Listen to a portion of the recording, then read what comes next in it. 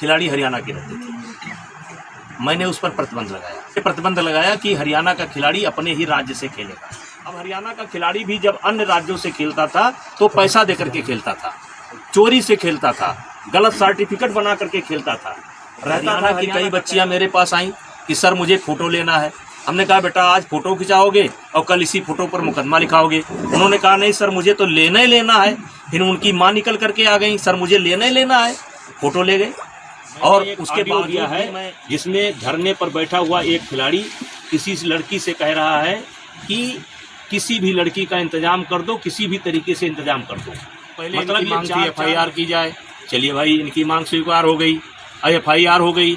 अब इनको चाहिए, अब कहते हैं कि जेल के अंदर होना चाहिए, सारे पदों से इस्तीफा देना चाहिए। तो ये जो मेरे पास ये पद मुझे दिनेश फोगाट की कृपा से नहीं मिला है, हमारे क्षेत्र की जनता ने मुझे दे रखा है। और एक बार नहीं 6 बार दे रखा है। 6 बार मुझको दिया, मेरी पत्नी को दिया, और उनको वह उनकी कृपा पर नहीं है। और कुश्ती संघ का अध्यक्ष पद भी उनकी कृपा पर नहीं है। मैं चुनाव लड़ करके जीता हूँ। एक ही परिवार और एक ही अखाड़ा, क्यों?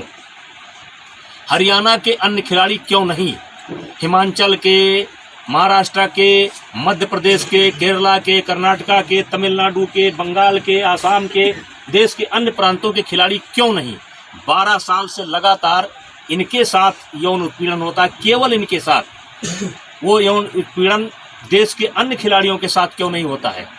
केवल एक ही ओलंपियन हूँ, तो मैं सबके साथ ट्रायल नहीं करूँगा। सबको लड़ा दो और सबको थका दो, बाद में उसी दिन मेरी एक कुश्ती उससे करा दो। बाद में उसी दिन मेरी एक कुश्ती इनसे करा दो जिससे मैं जीत करके चला जाऊं। मैंने कहा नहीं, अब आपको कैंप में रहना है तो नेशनल लड़ना पड़ेगा।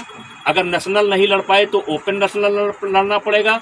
ओपन नेशनल नहीं लड़ पाए तो आप मेडिकल दिखाइए कि आप क्यों नहीं लड़ पाएंगे, नहीं तो आपको कैंप में नहीं रखा जाएगा। और जब भी ट्रायल होगा तो आपको बाकी बच्चे जैसे कुश्ती करते हैं वैसे आपको जीत करके जाना पड़ेगा। आपको कोई अलग से वरीयता नहीं दी जाएगी। इस बात से ये लोग नाराज थे। मैं शुरू से कह रहा हूँ कि इसमें एक उद्योगपति का हाथ है, कांग्रेस का हाथ है। मैं शुरू से इस बात को बोल रहा हूँ। अब क्या जरूरत है पप्पू यादव को बुलाने की? क्या जरूरत है केजरीवाल को बुलाने की? क्या जरूरत है? वो कोई रिटायर गवर्नर है, क्या नाम उसका, सतपाल मलिक को बुलाने की क्या जरूरत है? प्रियंका गांधी जी को तथ्य मालूम नहीं है। जिस दिन प्रियंका गांधी जी को तथ्य मालूम होगा कि दीपेंद्र हुड्डा ने कहां ला करके मुझे फंसा दिया, उस दिन उनको मालूम पड़ेगा। ये जांच की रिपोर्ट आएगी तब उनको मालूम पड़ेगा गलत जगह पर फंसे। मैं तो फर्स्ट डे से कह रहा हूं कि ये खिलाड़ियों का धरना नहीं है, ये कुछ षड्यंत्रकारी लोग हैं जो हमारी पार्टी को नुकसान पहुंचाना चाहते हैं, जिसमें मुझे मोहरा बना रहे हैं। ये जो खिलाड़ी यहाँ धरने पर बैठे हैं, ये अपने शादी में मुझे क्यों बुलाते थे? फिर जोड़े में हो करके मेरा फोटो क्यों लेते थे? मेरा आशीर्वाद क्यों लेते थे? सरकार ने लेकिन आईओ की एक कमेटी गठित की है, 3 लोगों की कमेटी गठित की है, जिसमें एक कोई हाई कोर्ट का जज होगा या सुप्रीम कोर्ट का जज होगा। उनकी देखरेख में 45 दिनों के अंदर चुनाव संपन्न होना है। चुनाव संपन्न होते ही मेरा कार्यकाल स्वतः समाप्त हो जाएगा। इस्तीफा कोई इतनी बड़ी चीज़ नहीं है, लेकिन अपराधी बनकर नहीं, अपराधी बनकर के नहीं, मैं अपराधी नहीं हूँ। और इनकी कमेटी के सार्वजनिक होने का इंतजार भी नहीं किया और ये सुप्रीम कोर्ट चले गए और एक कोई नया मामला लेकर के भी गए हैं।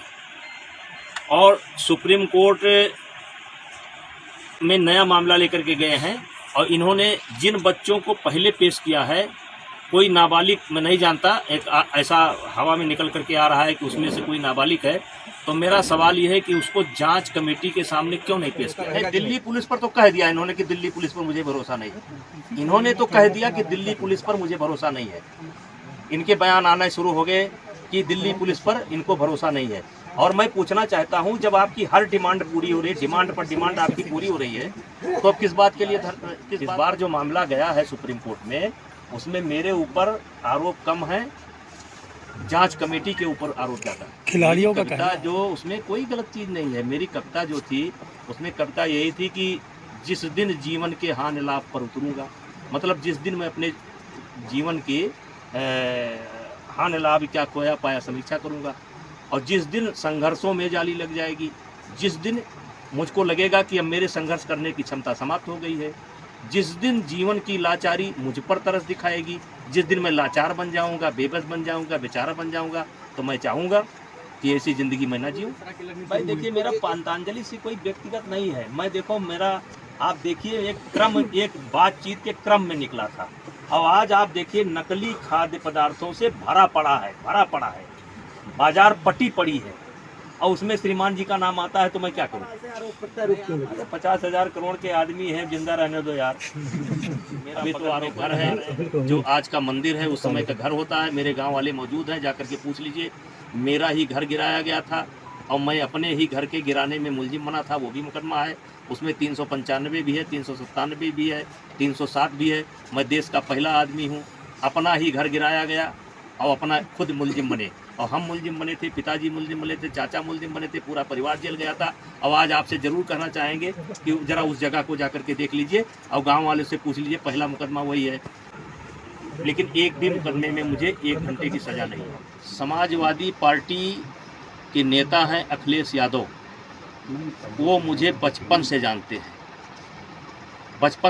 हैं, और ज़्यादातर जो पहलवान हैं उत्तर प्रदेश के अंदर, चूँकि एक ऐसे समाज से आते हैं जो समाजवादी विचारधारा से ज़्यादा ताल्लुक़ रखते हैं। आप कह सकते हो कि अगर देखा जाए तो पहलवानों में उत्तर प्रदेश के अंदर अगर 10,000 बच्चे पहलवानी करते हैं, तो 8,000 ऐसे बच्चे हैं जो समाजवादी परिवार से हैं। क्या है, और मैं धन्यवाद करूंगा उनका, अखिलेश जी का, सबका, अखिलेश जी का धन्यवाद करूंगा। क्यों नहीं धन्यवाद करूंगा? ये गुमराह किया गया, प्रियंका गांधी को गुमराह किया गया। आपकी पार्टी खड़ी है। देखिए, ये जुल्म, ये अपराध मेरे ऊपर लगा है, सामना मुझे करना है। ये इस आरोप से छींटे मेरे ऊपर पड़े हैं, इसमें मुझे निकलना है। ये छींटे साफ करना मेरा काम है, मुझे अपना छींटा स्वयं साफ करना करेगा। इसमें पार्टी का कोई रूल नहीं है आपके लिए। नहीं, मेरे लिए कोई टफ टाइम नहीं है। मैं तो 16 साल से टफ टाइम झेल रहा हूँ। ये क्या आरोप क्या है? मैं 6 भाई पैदा हुआ था, 6 भाई था, 5 भाई नहीं है आज। मैंने 5 भाई का दाह संस्कार इन हाथों से किया है। मैंने अपने बाप का दाह संस्कार किया, मैंने अपने बेटे का किया। मैं कोई दबाव नहीं। चलिए, कहने का मतलब कि मैं सब दुनिया देख चुका हूँ। जो अपने बेटे का दाह संस्कार कर चुका हो, जो अपने भाइयों का दाह संस्कार कर चुका हो, तो उससे बड़ी विपत्ति तो मेरे ऊपर नहीं है ना। मैं आपको जानता हूँ, मैं अपने आप को जानता हूँ, मैं अपने आप को देख रहा हूँ। और आपसे फिर मिलेंगे, गारंटी के साथ मिलेंगे, और साफ सुथरा होकर के मिलेंगे।